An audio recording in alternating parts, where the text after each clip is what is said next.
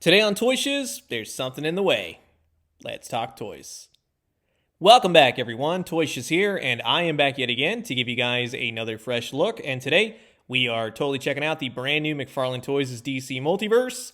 Well, it's a Batman. Of course, not just any Batman, the Batman. You got to put a "the" right there. Batman from the new Matt Reeves' 2012 The Batman. There's three Batmans right here on the side of the box alone. Batman, and the Batman. Yeah, that's a lot of Batman. On the back of the box, there's a Batman too. He's doing that whole scene from the movie trailer. And then you get a good look at some of the other characters in this wave. Penguin too. He will be a character available. And here's the barcode as well. Now, I want to give a quick shout out to a friend of mine. I ask that you go check out his YouTube channel as well, Face Smacker Studios. He grabbed this for me, so thank you very much for that, sir. But if you are looking, starting to hit Target shelves now. So sit back, relax, grab yourself a nice hot cup of coffee. This is a look at the brand new The Batman from Matt Reeves' 2012 film The Batman by McFarlane Toys. And of course, here's Robert Pattinson as Batman, all out of the packaging. And just to be quite honest with you, it's exactly what I was looking for in terms of this type of movie character for the upcoming film. He does come with, let's say, a bat grapnel. I'm assuming if it's anything like the art on the card, we see the thing in the movie. So, I mean, it could use a lot more paint. We're going to say that. It's got a little peg on there. I'll show you how it clips onto his hand, but it's interesting. Very curious to see how it goes in the film. And then, yeah, when looking at the Batman all up close, this is exactly what I was hoping for. This is a great looking action figure, of course, based off what we see in the film. Very minor gripes overall, except for the big one. He's still looking off to the side. I don't care for that. I know I'm blue in the face, but until they change that, straightforward is really where it's at. But I really like the collar piece.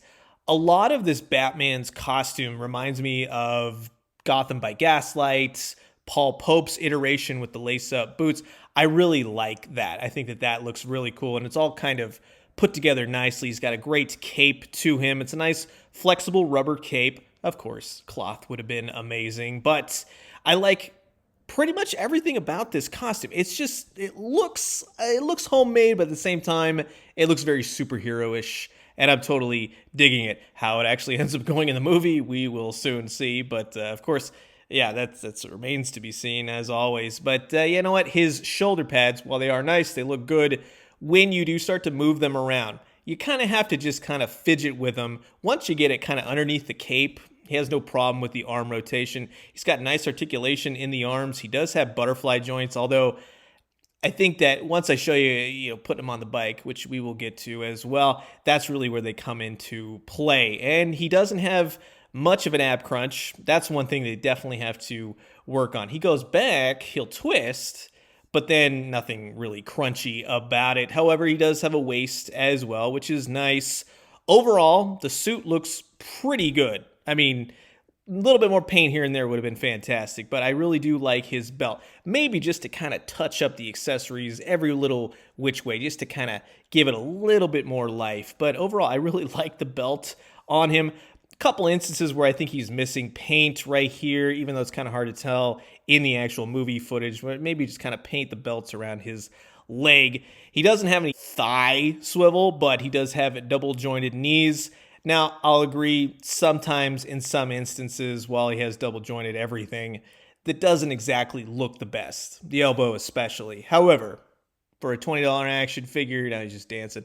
For a $20 action figure, I'm willing to just let it roll. I do not really mind it much, if any, but it's not a most attractive thing. The boots are great, and for whatever reason, the ball joints are not as ratchety, or they really work with him to stand. He actually stands pretty darn good. He's got peg holes on the bottom of his feet. So again, overall, in terms of the look, the articulation, minus the side eye, yeah, it's a pretty solid looking Batman figure. Now, when it comes to the accessories, see the giant hole in his open hand, right? Well, that's where this will peg in. And what I'm thinking is that at some point, maybe this shoots out of his wrist. Maybe it clips onto the glove, something like that. The one thing, though, is that you can't move the head looking straight up to do that recreation of the scene. So it's a bit of a bummer because his head gets caught on the cowl. But in either sense, I do like that they included a bat gadget. Just wish that he had something attached to it. That would have been cool. A string, if anything. Now, as I've already looked at, if you bought the bat bike, it comes with an extra hand so that this character can ride the bat bike. And you simply just slip it on there. And I'll tell you, it works. But then the hand that comes with the bike is more of a shiny black, whereas the hand that you get on the other side is more of a matte black, so it's off. Of course it is. But I'll tell you all day, what is not off is the look of this Batman with his Batcycle. It's exactly what I wanted. From the promo pics, from the movie, everything, that looks sleek, it looks stylish, and he looks dang good riding it. That is fantastic. Hands down. I know that some of the figures that I had shown off previously when we talked about the bike didn't really fit perfectly. This guy, I think, works very, very well. I think it's designed specifically, of course, for this Batman. A lot of great shots on this guy. Very happy. The ab crunch and the neck will work in the sense that he looks up. In some aspects, you will have to fidget with the legs just to kind of get him perfect, but he holds the handlebars.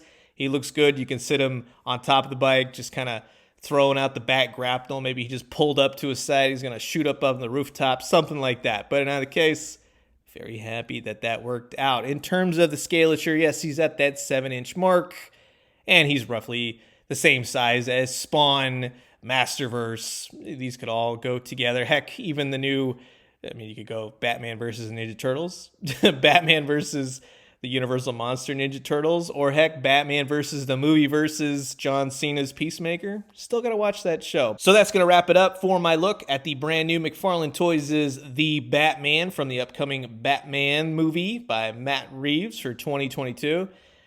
I'm really hoping this movie rocks. Really looking forward to it. I like the costume. I like the Batmobile.